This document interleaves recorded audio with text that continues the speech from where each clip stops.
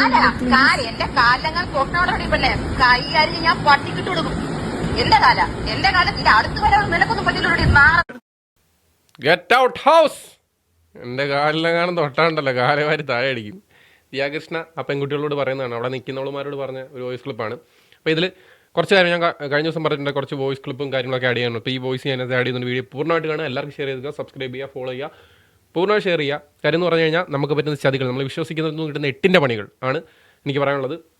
പിന്നെ ഈ വിഷയത്തിൽ കഴിഞ്ഞ ദിവസം ഞാൻ പറഞ്ഞത് പെൺകുട്ടികളുടെ ഭാഗത്ത് ഭയങ്കര മിസ്റ്റേക്ക് ഉണ്ട്, അവളുമാരി കാശ് എടുത്തുകൊണ്ട് പോയി എന്നുള്ളത്. പക്ഷേ അതിന് ആ കാശ് എടുത്തുകൊണ്ട് പോയാൻ ദിയാകൃഷ്ണയും അവരുടെ ബിസിനസ് സ്ഥാപനവും കൂട്ട് നിന്നോ എന്നുള്ളൊരു സംശയം കൂടെ എനിക്ക് ഇതിനകത്ത് പറയാനുണ്ട്. എന്നാൽ പെൺകുട്ടികളുടെ ഭാഗം ഞാൻ ഇതിനകത്ത് പറയുന്നുണ്ട്. ദിയാകൃഷ്ണയുടെ അതിനകത്തുള്ള ഒപ്പോസിഷനും അതുപോലെ തന്നെ എന്തുകൊണ്ട് ഈ 69 ലക്ഷം രൂപ വന്നിട്ടും അവരങ്ങ് വെറുതെ വിട്ടു എന്നുള്ളത് ഇനിയിപ്പോൾ ഏതെങ്കിലും തരത്തിൽ ടാക്സിൻ്റെ വല്ല വിഷയം കൊണ്ട് ആണോ എന്നുള്ളതും എനിക്ക് 2-3 സംശയം പറയാനുണ്ട്. മാക്സിമം വീഡിയോ കാണുക, ഒരുപാട് കാര്യങ്ങൾ മനസ്സിലാക്കേണ്ടതുണ്ട്. ഗൾഫിലൊക്കെ നിൽക്കുന്ന പല ആളുകളും പല സ്റ്റാഫുമാരെ ഏൽപ്പിച്ചിട്ട് നാട്ടിൽ വരും, തിരിച്ചു ചെല്ലുമ്പോഴത്തേക്കും അടപടലം മൂഞ്ചി പോകുന്ന അവസ്ഥകളൊക്കെ ഉണ്ട്. ശ്രദ്ധിക്കുക, മാക്സിമം കാണുക, എല്ലാവർക്കും ഷെയർ ചെയ്ത് കൊടുക്കുക. ഓക്കെ, ദിയയ്ക്ക് നമ്മൾ വീക്കിലി ആയാലും ദിയ ഇങ്ങനെ നമ്മുടെ അടുത്ത് പറഞ്ഞിട്ടുണ്ട്, സ്വിഗ്ഗി ജീനിക്കാരൊക്കെ നമ്മുടെ ഓഫീസിൽ നിന്ന് പ്രോഡക്റ്റിന്റെ ഒക്കെ ഫോട്ടോ എടുക്കാനായിട്ട് വരും. അപ്പോൾ അവരെ കയ്യിൽ നമ്മൾ ഫോട്ടോ എടുക്കാനുള്ള സാധനങ്ങൾ കൊടുത്തു വിടണം. അപ്പോൾ അതിന്റെ കൂട്ടത്ത് 3-4 സെൽഫ് അറ്റസ്റ്റ് കവറിൽ റാപ്പ് ചെയ്ത് ക്യാഷ് അതിന്റെ അടിയിൽ വെച്ച് കൊടുക്കാൻ ദിയ പറഞ്ഞിട്ടുണ്ട്. എത്ര ക്രിസ്റ്റൽ ക്ലിയർ ആയിട്ട് പെൺപിള്ളേർ പറയുന്നത്. അതായത് നമ്മുടെ കടയിലെ സ്ഥാനങ്ങളുടെയൊക്കെ ഫോട്ടോ എടുത്ത് ഈ പറയുന്ന കൂട്ട് ഓൺലൈനിൽ ഇടാൻ വേണ്ടിയിട്ട് വരുന്ന സ്റ്റാഫന്മാർ അവരുടെ കയ്യിൽ ഇതുപോലെ റാപ്പ് ചെയ്ത് കെട്ടി കാശ് കൊടുത്ത്, അതായത് ഈ എടുക്കുന്ന കാശ് തിരിച്ച്, അതായത് ഇവർ പറഞ്ഞു വരുന്നതെന്ന് പറഞ്ഞു കഴിഞ്ഞാൽ, അതായത് കണക്കിൽപ്പെടാത്ത കാശ്, അതായത് ക്യാഷായിട്ട് എടുക്കുന്ന സാധനം, അതായത് ഇവർ പറഞ്ഞു വരുന്നൊരു കാര്യം എന്ന് പറഞ്ഞാൽ ഇവരുടെ അക്കൗണ്ടിലേക്ക് കാശായിട്ട് അയപ്പിക്കുമായിരുന്നു. ഞാൻ ഇന്നലെ പറഞ്ഞൊരു സംശയമാണ്. പല ആളുകളും അതായത് ഒത്തിരി അക്കൗണ്ടിൽ ക്യാഷ് വന്നു കഴിഞ്ഞാൽ കണക്ക് കാണിക്കേണ്ടത് കൊണ്ട് തന്നെ കടയിൽ നിൽക്കുന്ന സ്റ്റാഫന്മാരുടെ അക്കൗണ്ടിലേക്ക് കാശ് അയപ്പിക്കും. ആ ക്യാഷ്, അതായത് സ്വന്തം അക്കൗണ്ട് അല്ലല്ലോ, അതാകുമ്പോൾ 2-3 പേരുടെ അക്കൗണ്ടിലേക്ക് ക്യാഷ് അയപ്പിച്ചിട്ട് അത് അവിടുന്ന് പോയി കാശായിട്ട് മേടിച്ച് കഴിഞ്ഞാൽ ഇത് ഇവരുടെ അക്കൗണ്ടിൽ വരത്തുമില്ല. ഇവരുടെ അക്കൗണ്ടിൽ വരുന്നതിന് മാത്രം കണക്ക് കാണിച്ചാൽ മതി, മുതലാളിയുടെ അക്കൗണ്ടിൽ വരുന്നതിന് കണക്ക് കാണിച്ചാൽ മതി. അപ്പോൾ ആ രീതിയിലായി ഇപ്പോൾ പിള്ളേർ പറഞ്ഞു വരുന്നത്, അവർ അക്കൗണ്ടിലേക്ക് കാശ് കൊടുത്തിട്ട് കണക്ക് കൊടുത്തിട്ട് കാശ് മേടിക്കുമായിരുന്നു. അതിനുശേഷം ഇവർക്ക് തിരിച്ചു കൊടുക്കുന്ന റാപ്പ് ചെയ്ത് ഇങ്ങനെ അത്രയും ഒളിച്ചൊക്കെ അവിടെ വെച്ച് തന്നെ കൊടുക്കേണ്ട കാര്യം എന്താ ഞാൻ ആലോചിക്കും. ഇത്രയും ബുദ്ധിരാക്ഷസിയായ ദിയ ഇവരെ കൊണ്ട് ഇങ്ങനെ ചെയ്യിപ്പിച്ചെങ്കിൽ അവരുടെ കടയ്ക്കകത്ത് വെച്ച് തന്നെ റാപ്പ് ചെയ്ത് കൊടുത്തു എന്ന് ഇവർ പറയുമ്പോൾ അതങ്ങനെ പോസിബിൾ ആവും. പിന്നെ ഇവരിങ്ങനെയൊക്കെ കൊടുത്തിട്ടുണ്ടെങ്കിൽ തന്നെ ഞാൻ പറയുന്നു, ഇപ്പോൾ ദിയാകൃഷ്ണ ഈ പറയുന്നത് പോലെ കണക്ക് വെട്ടിക്കാനായിട്ട് ഈ പെൺപിള്ളാർ അക്കൗണ്ടിലേക്ക് കാശ് കൊടുപ്പിച്ച് അവിടെ ഇട്ടിട്ട് തിരിച്ച് മേടിച്ചാണെങ്കിൽ പോലും ഇവളുമാർ കറക്റ്റ് സമയത്ത് ആ കാശ് തിരിച്ചു കൊടുത്തില്ല എന്നുള്ളതാണ് ഇവിടുത്തെ റിയാലിറ്റി. അവിടെ കള്ളത്തിൽ ചതി നടന്നു എന്ന് പറയുന്നത് പോലെ അതവിടെ നടന്നിട്ടുണ്ടെന്ന് തന്നെ എനിക്ക് തോന്നുന്നത്.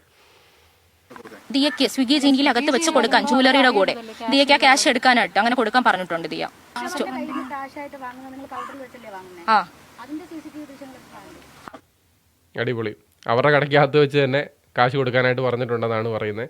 അപ്പോൾ ഞാൻ ഈ പറഞ്ഞല്ലോ, എനിക്ക് അങ്ങനെ തന്നെയാണ് തോന്നിയത്. ഈ പറയുന്ന പോലെ അക്കൗണ്ടിലേക്ക് നിങ്ങൾ കാശ് മേടിച്ചോ, അത് ഞങ്ങൾക്ക് കാശായിട്ട് എടുത്ത് തന്നാൽ മതി എന്നൊരു പക്ഷേ ദിയാകൃഷ്ണൻ പറഞ്ഞിട്ടുണ്ടെങ്കിൽ അവിടെയും അതിപ്പോൾ ഈ പറയുന്നതെല്ലാം ഇവർ തിരിച്ചെടുത്ത് കൊടുത്തു എന്ന് പറയുന്നതെല്ലാം ഖണ്ഡിക്കുന്ന രീതിയിൽ ദിയാകൃഷ്ണന് ഒപ്പോസ് ചെയ്യുന്നുണ്ട്. അത് ഞാൻ കാണിച്ചു തരാം. അത് ദിയ മേടിക്കുന്നുണ്ടായിരുന്നല്ലോ നമ്മുടെ ക്യാഷ് ആയിട്ട്, പിന്നെ എങ്ങനെ നമ്മുടെ ഉണ്ടാവുന്നത്? നമ്മൾ പണമായിട്ട് നമ്മൾ ക്യാഷ് ആയിട്ട് കൺവേർട്ട് ചെയ്ത് കൊടുക്കുന്നുണ്ടായിരുന്നു ദിയയ്ക്ക്. ഒരു മാസമാണെങ്കിൽ 60-നകത്തൊക്കെ ഉണ്ടാവത്തുള്ളൂ. കാശ് എടുത്ത് ഇവരുടെ അക്കൗണ്ടിൽ വരുന്ന ഗൂഗിൾ പേ കസ്റ്റമേഴ്സ് അയക്കുന്ന കാശ് ഇവരെടുത്ത് വ്യക്തമായിട്ട് ദിയാകൃഷ്ണയ്ക്ക് കൊണ്ട് കൊടുക്കുന്നുണ്ടെന്നാണ് പറയുന്നത്. നിങ്ങൾ കേട്ടോണം, ആ കാശ് കൊണ്ടുപോയി എടുത്ത് പേപ്പറായിട്ട്, അതായത് പേപ്പർ നോട്ടായിട്ട് എടുത്ത് കൊടുക്കുന്നുണ്ടെന്ന്. അപ്പോൾ അതിന് ദിയാകൃഷ്ണയുടെ എന്താണ് പറയാനുള്ളത് നമുക്ക് കേൾക്കാം. അതിനപ്പുറത്തേക്ക് ഇവർ അക്കൗണ്ടിലേക്ക് വന്നിട്ടുള്ള കാശും ഇവളുമായിരുന്നാലും തിരിച്ച് 8 ലക്ഷം കൊടുത്തല്ലോ, അത് തമ്മിലൊരു പൊരുത്തക്കേടുണ്ട്. നിങ്ങൾ നോക്കൂ. മൊത്തത്തിൽ 1.5 അത്രയൊക്കെ കാണത്തുള്ളൂ, അത്ര കാണത്തില്ല. ആ മന്ത്ലി അങ്ങനെയൊക്കെ കാണത്തുള്ളൂ, മന്ത്ലി അത്രേ ഉണ്ടാവത്തുള്ളൂ. 8,72,000 ആണല്ലോ. കണക്കെടുത്ത് ഞങ്ങള് 1 കോടി അടുപ്പിച്ച് ഇവിടുന്ന് പോയിട്ടുള്ള ക്യാഷും ഇവിടുന്ന് സാധനങ്ങൾ എത്ര സാധനം പോയിട്ടുണ്ടെന്ന് കണക്കെടുത്ത് ഞങ്ങളിന്ന്. നിങ്ങള് വേറെ കച്ചവടം നടത്തുന്നത് ഇവിടുത്തെ സാധനം കൊണ്ടുപോയിട്ട് ഇവിടുത്തെ ഗസ്റ്റുകളുടെ കൂടെ നമ്പർ എടുത്ത് അവർക്ക് നിങ്ങൾ കച്ചവടം ചെയ്യുന്നല്ലേ?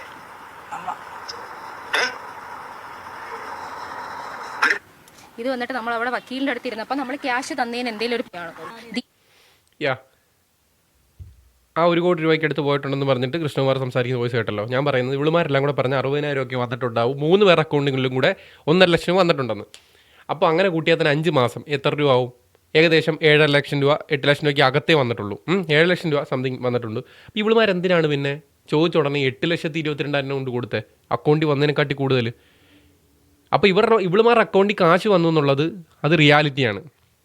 അത് ഇവളുമാർ അക്കൗണ്ട് വളരെ സിമ്പിളായിട്ടൊന്ന് പരിശോധിച്ചാൽ തന്നെ അറിയാം. ഈ 5 മാസത്തിനുള്ളിൽ ഇവളുമാർ അക്കൗണ്ടിൽ വന്ന കാശ് എത്രയാണെന്ന് വളരെ സിമ്പിളായിട്ട് ബാങ്കിൽ പോയി ചെക്ക് ചെയ്താൽ തീരുന്ന പ്രശ്നമുള്ളത്. അവിടെ ഇവളുമാർ പറയുന്നുണ്ട്, ഇവളുമാരായിട്ട് സമ്മതിക്കുന്നത് ഏകദേശം 1.5 ലക്ഷം രൂപ വീതം വന്നിട്ടുണ്ട്. അതായത് ഏറ്റവും കൂടി പോയി കഴിഞ്ഞാൽ 8 ലക്ഷം രൂപ 7.5 ലക്ഷം രൂപ വന്നിട്ടുണ്ട്. ഇതിൽ ഇവളുമാർ കറക്റ്റ് കണക്കാക്കിയാണ് പറയുന്നത് 8 ലക്ഷം തിരിച്ചും കൊടുത്തെന്ന്. ഇനി അവർ അക്കൗണ്ടിൽ എത്ര ഇവിടുന്ന് വന്നിട്ടുണ്ടെന്ന് ചെക്ക് ചെയ്താൽ തീരുന്ന പ്രശ്നമുള്ള അടവടല മൂഞ്ചും, 2 ടീമും മൂഞ്ചും. ഇവളുമാർ അക്കൗണ്ട് 7.5 വന്നിട്ടുണ്ടെങ്കിൽ സിമ്പിൾ 8 തിരിച്ചു കൊടുത്തു. അപ്പുറത്തേക്ക് ഇവളുമാർ അക്കൗണ്ടിൽ 69 വന്നിട്ടുണ്ടെങ്കിൽ തീർന്ന്, ഈ പറയുന്ന കഥയെല്ലാം അവിടെ തീർന്ന്. ഇത്രേ ഉള്ളൂ കാര്യം. ഇത്രയധികം ഒന്നും സംസാരിക്കേണ്ട ഒരു കാര്യമില്ല. നമുക്കൊരു ഇൻക്രിമെന്റ് പോലെ നമുക്ക് തരുമായിരുന്നു ക്യാഷ്, ഒരു 5,000 10,000 അങ്ങനെ നമുക്ക് കിട്ടുമായിരുന്നു. ഇപ്പോഴും ഗൂഗിൾ പേ അല്ലെങ്കിൽ നമ്മുടെ അക്കൗണ്ടിലേക്ക് ക്യാഷ് വരുന്നത്. അപ്പോൾ നമ്മൾ ടോട്ടൽ പറയുമ്പോൾ ഇത്ര പോയിട്ട് ബാക്കി കൊണ്ടുവന്നാൽ മതി, അങ്ങനത്തെ ഒരു ക്യാഷാണ് പറയുന്നത്. പുള്ളിക്കാർക്ക് കണക്കൊന്നും ഉണ്ടാവാൻ ചാൻസ്. അത് വളരെ ക്രിസ്റ്റൽ ക്ലിയർ ആയിട്ട് ഇവർ പറയുന്നത്. അതായത് നമ്മളിപ്പം നമ്മുടെ സ്റ്റാഫിൻ്റെ അക്കൗണ്ടിൽ കുറച്ച് ക്യാഷ് കിടപ്പുണ്ടെങ്കിൽ നമ്മൾ വരുന്ന ക്യാഷ്, നമുക്ക് വരുന്ന അക്കൗണ്ടിൽ ക്യാഷ് അവർക്ക് കിടപ്പുണ്ടെങ്കിൽ അവർക്ക് കൊടുക്കുന്ന ശമ്പളം അതിൽ നിന്ന് കുറച്ചിട്ട് ബാക്കി തന്നാൽ മതി എന്ന് പറയും. ഇവളുമാരത് കറക്റ്റായിട്ട് പറയുന്നുണ്ട്. അതായത് ഇവർക്ക് ഇടയ്ക്ക് 10,000 5,000 ഒക്കെ ഇൻക്രിമെൻറ്റ് പോലെ കൊടുക്കാറുണ്ട്. അത് ഇവളുമാർ അക്കൗണ്ടിൽ കിടക്കുന്ന കാശിൽ നിന്ന് കുറച്ചിട്ട് ബാക്കി കൊടുത്താൽ മതി എന്നും പറയുന്നു. അപ്പോൾ ഇവർ കൃത്യമായിട്ട് ഒന്നെങ്കിലും ഇവർ പഠിച്ച് കറക്റ്റായിട്ട് പറയുക. അതല്ലെന്നുണ്ടെങ്കിൽ ഇവർ പറയുന്നതെല്ലാം ക്ലിയറാണ്, സത്യമാണ്. പക്ഷേ കഴിഞ്ഞ ദിവസം അവിടെ നിന്ന് സമ്മതിച്ച പെങ്കൊച്ച് അല്ല ഇപ്പുറത്ത് വന്നിട്ട് സംസാരിക്കുന്നത്. ഇപ്പുറത്തെ കണ്ണാടിയിട്ട് ഈ പെങ്കൊച്ചാണ് ഈ കാര്യങ്ങളെല്ലാം വിളിച്ച് പറഞ്ഞുകൊണ്ടിരിക്കുന്നത്. മറ്റവരൊന്നും അധികം അങ്ങനെ സംസാരിക്കുന്നില്ല. പക്ഷേ ഈ പെങ്കൊച്ചിൻ്റെ നെഞ്ചത്ത് കൃത്യമായിട്ട് എഴുതി വെച്ചിട്ടുണ്ട് മേക്കിംഗ് ഡ്രാമ എന്നുള്ള കാര്യം. അവരാദ്യം നമ്മുടെ പറഞ്ഞ നമ്മുടെ ഫോട്ടോ സ്റ്റോപ്പ് മേക്കിംഗ് ഡ്രാമ എന്നുള്ള കാര്യം. മേക്കിംഗ് ഡ്രാമ അല്ല, സ്റ്റോപ്പ് മേക്കിംഗ് ഡ്രാമ. അത് വ്യക്തമായിട്ട് പെങ്കൊച്ചിൻ്റെ ടീഷർട്ടിൻ്റെ നെഞ്ചത്ത് തന്നെ എഴുതി വെച്ചിട്ടുണ്ട്. അത് നിങ്ങളെല്ലാവരും ശ്രദ്ധിക്കണം കേട്ടോ. അതെനിക്കും പറയാനുള്ളത്, സ്റ്റോപ്പ് മേക്കിംഗ് ഡ്രാമ ആരായാലും.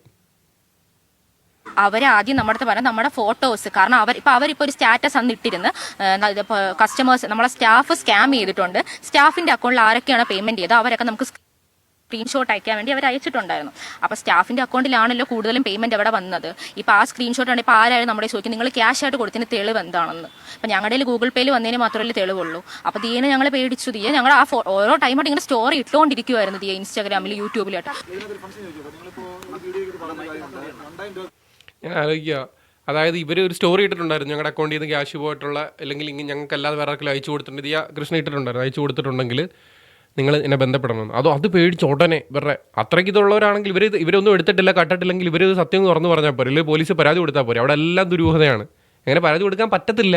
അതെന്താ, ഉടായ്പുണ്ടെങ്കിലേ ഉള്ള അവർക്ക് തിരിച്ച് ധൈര്യത്തിൽ നിൽക്കാൻ പറ്റത്തുള്ളൂ. അപ്പോൾ മീഡിയയുടെ മുമ്പിൽ വന്ന് നിൽക്കുന്നുണ്ടല്ലോ, ഒരു പബ്ലിസിറ്റിയും താല്പര്യമില്ലാത്തവർ, ഒരു മീഡിയയുടെ മുമ്പിൽ വരാൻ താല്പര്യമില്ലാത്തൊരു ഫോട്ടോ പോലും ഇവിടെ വരാൻ പേടിക്കുന്നവർ മീഡിയയിൽ വന്നിട്ട് ഇപ്പോൾ വാർത്തയിൽ വന്നിട്ട് ഘോരഘോരം സംസാരിക്കുന്നുണ്ടല്ലോ. അതെന്ത് പറ്റി?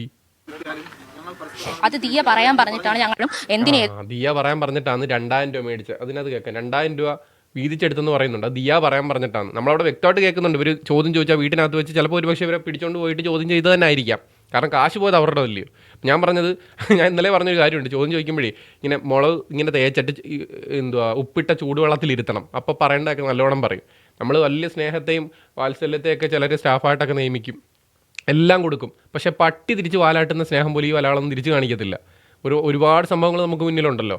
ഒരു ബന്ധവും ഒരു സ്നേഹവും കാണിക്കത്തില്ല. സ്വന്തം സഹോദരങ്ങളെ പോലെ നമ്മൾ കൂടെ കൊണ്ട് നടക്കും. പക്ഷേ ഒരു കമ്മിറ്റ്മെൻറ്റും കാണിക്കത്തില്ല. വെറും മയിര് വില തരും. അതിനൊക്കെയെന്ന് പറഞ്ഞാൽ നേരത്തെ പറഞ്ഞ സാധനമാണ് ചെയ്യേണ്ടത്. മുളക് തേച്ചിട്ടേ ചൂടുവെള്ളത്തിൽ ഇരുത്തണം.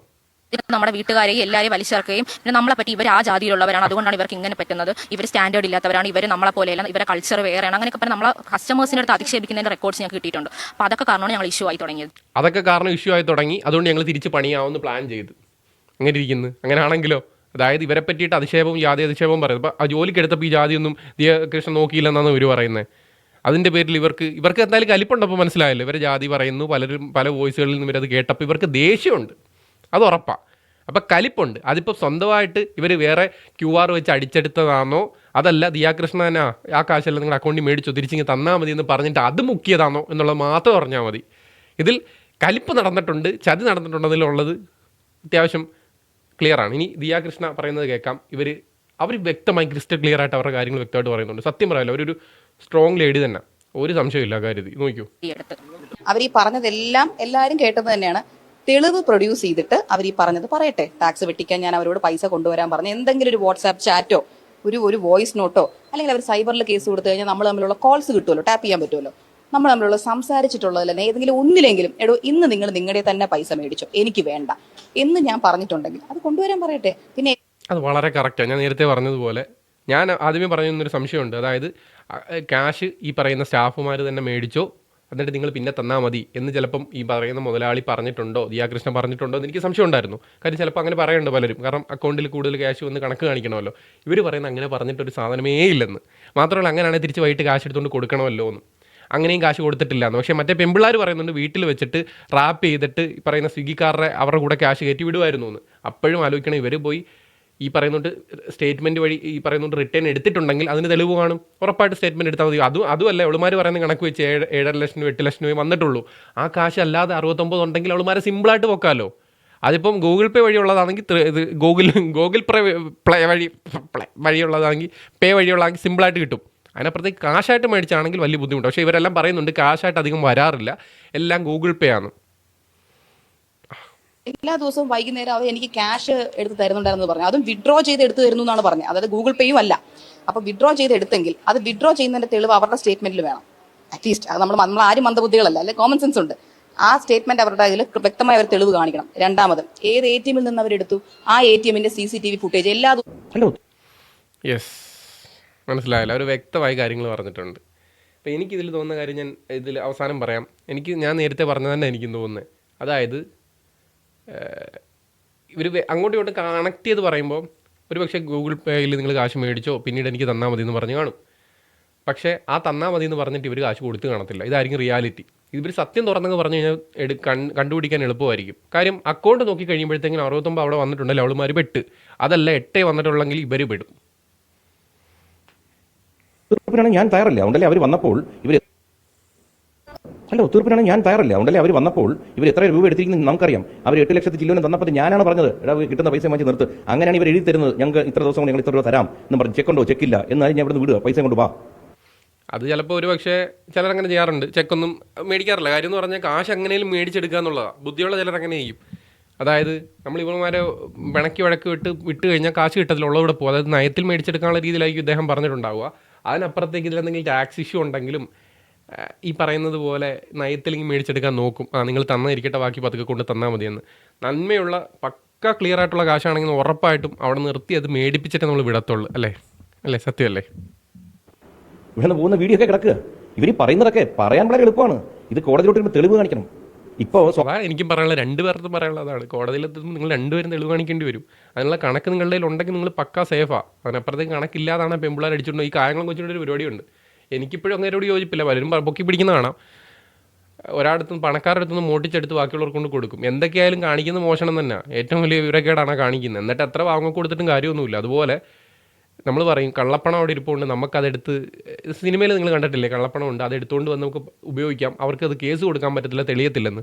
ഈ പെമ്പിളാരിന് ഇങ്ങനെയാണ് ചെയ്തതെങ്കിലോ ടാക്സ് വെട്ടിക്കാതെ കുറച്ച് സാധനം ഇരിക്കുന്നത്. ടാക്സ് വെട്ടിച്ച എൻ്റെ അഭിപ്രായമാണ് പറയുന്നത്.